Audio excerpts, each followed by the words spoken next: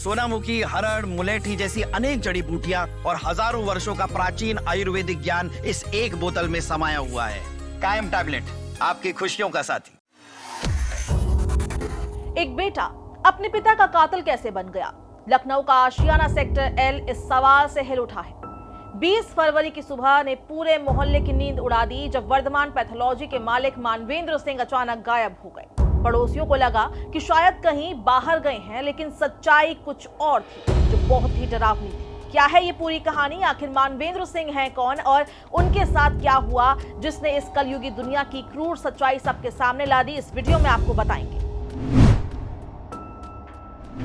Manvendra Singh pathology lab और शराब कारोबार से जुड़े थे। उनके परिवार में बेटा अक्षत, बेटी कृति, भाई अरुण और बहू नम्रता रहते थे। उनकी पत्नी की मृत्यु 9 साल पहले हो चुकी थी।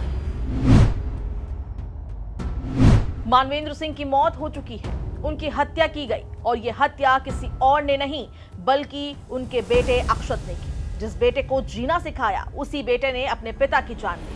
घटना वाली रात मानवेंद्र अपने बेटे और बेटी के साथ एक ही कमरे में सो रहे थे। ये वही कमरा है जहां जीवन और मौत के बीच का अंतर तय हुआ।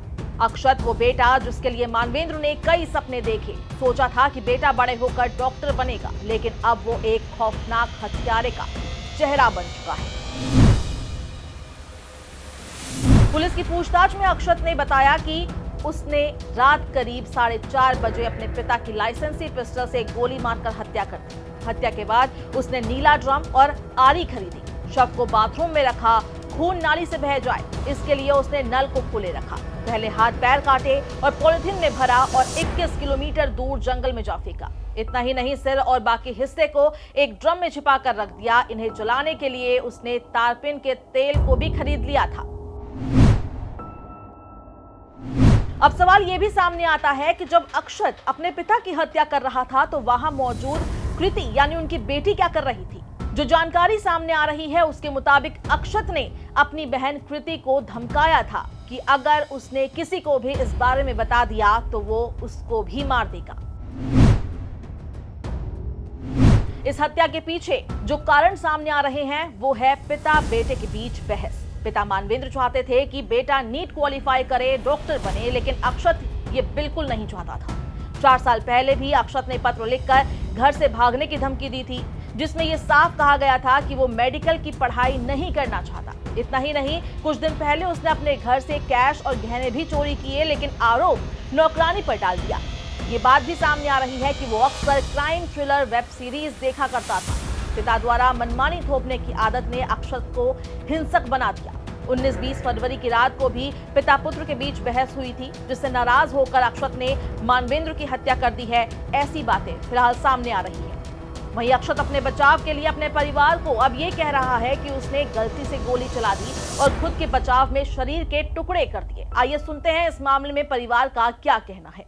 हाँ, बेटे से मेरी बात हुई। जब मैंने उससे पूछा कि बेटा तुमने ऐसा क्यों किया, तो उसका ये कहना था कि फूफा जी मुझसे गोली अचानक मतलब धोखे से चल गई है, लेकिन मेरा पापा का झगड़ा हुआ, पापा सो गए थे तो पता नहीं कुछ मेरा माइंड डिस्टर्ब हुआ और मैंने राइफल उठाई और गोली चल गई और पापा की मौत हो गई। तो उसके बाद आखिर बॉडी काटने के पीछे क्या कुछ वजह? वो कह रहा है मैंने अपने बचाव में बॉडी काटी है। पुलिस भी थी, मैंने पूछा जो है, मैंने कहा भाई तुमने ठीक है धोखे से मार दिया था, पुलिस को सूचना कर देते, जानकारी हो जाती, तुमने बॉडी को क्यों काटा?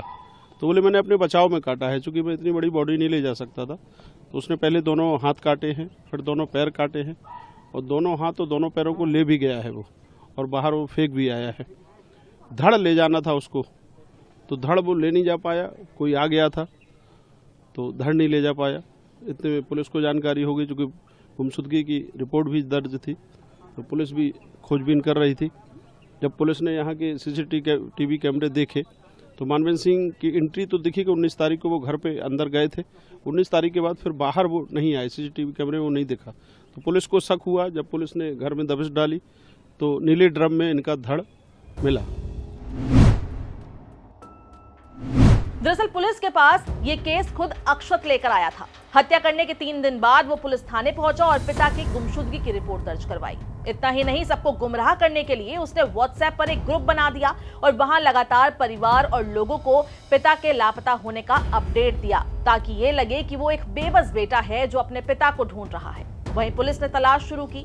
बेटे से पूछताछ की गई तो उसके हाव भाव संदिग्ध लगने लगे। जब सख्ती से पूछताछ की गई तो पहले उसने बताया कि पिता ने आत्महत्या कर ली है, लेकिन बाद में उसने अपना जुर्म कबूल कर लिया। जिसके बाद अब पुलिस उसे लेकर घर पहुंची। उन्हें सिर्फ आधा शरीर मिला, बाकी अंग गायब था। पूछताछ में उसने बताया कि उसने शरीर के टुकड़े कर दिए हैं और काकोरी इलाके में जाकर फेंक दिए। पिता पुत्र के बीच की खाई इतनी गहरी थी कि उसने अक्षत को कातिल बना दिया। लखनऊ की यह वारदात इस बात का प्रमाण है कि कभी परिवार के अंदर की कलह किस कदर रोंगटे खड़े कर देने वाली हरकत की ओर ले जा सकती है। एक बेटे ने अपने पिता को मौत के घाट उतार दिया और खुद ये साजिश रची। लेकिन सवाल यही है कि क्या अपनी मर्जी के लिए इंसान इतना अंधा हो सकता है कि वो पिता पुत्र जैसे रिश्ते को खत्म कर दे? इस मामले में आपकी क्या राय है, हमें कमेंट बॉक्स में जरूर बताएं।